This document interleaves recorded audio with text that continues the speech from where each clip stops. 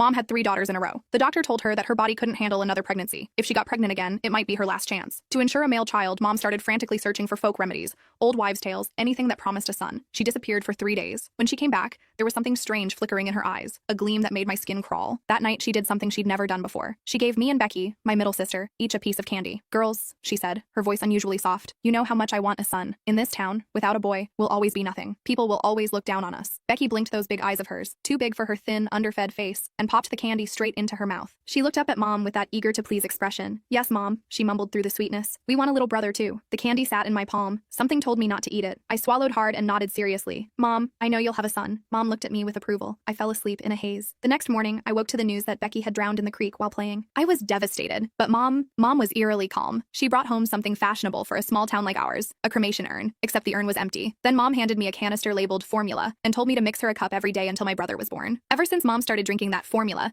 her belly grew bigger and bigger. Half the town said she was carrying twins. Others said the way her belly came to a sharp point meant it was definitely a boy. Mom couldn't stop smiling. "Just one baby," she'd say, beaming. "He's just big, well-nourished." The child really was enormous. Mom's belly swelled up like a watermelon, purple red stretch marks crawling up toward her chest. She was always complaining about how itchy those marks were, scratching at them until they looked even more horrifying. Raw, angry lines across her skin. Lately, as she got further along, she kept saying her belly felt hard as a rock. Whenever that happened, a cup of that formula would bring color back to her face and calm her down. She even stopped cursing at me as much. But the powder in that canister was running out. I told Mom there wouldn't be enough to last until the baby was born. Should we get more? The moment the words left my mouth, Mom's eyes locked onto me. After I cowered and trembled for a moment, she shook her head. "I'm going to stay at Grandma's for a couple days," she announced. I didn't dare argue. Even without her saying it, I knew. Mom was going to get more formula. Sure enough, when she came back, she said my youngest sister Sarah had been in a car accident. She brought home another empty urn. At the same time, she handed me a sugar canister. It was filled with that same fine, odorless powder. Nothing like milk formula at all. Following her instructions, I mixed the two powders together. I overheard her muttering to herself, "Good thing I kept the smaller one as backup. Otherwise, how would I feed my precious baby boy?" Every hair on my body stood on end, but I could only pretend I hadn't heard. Mom's labor was brutal.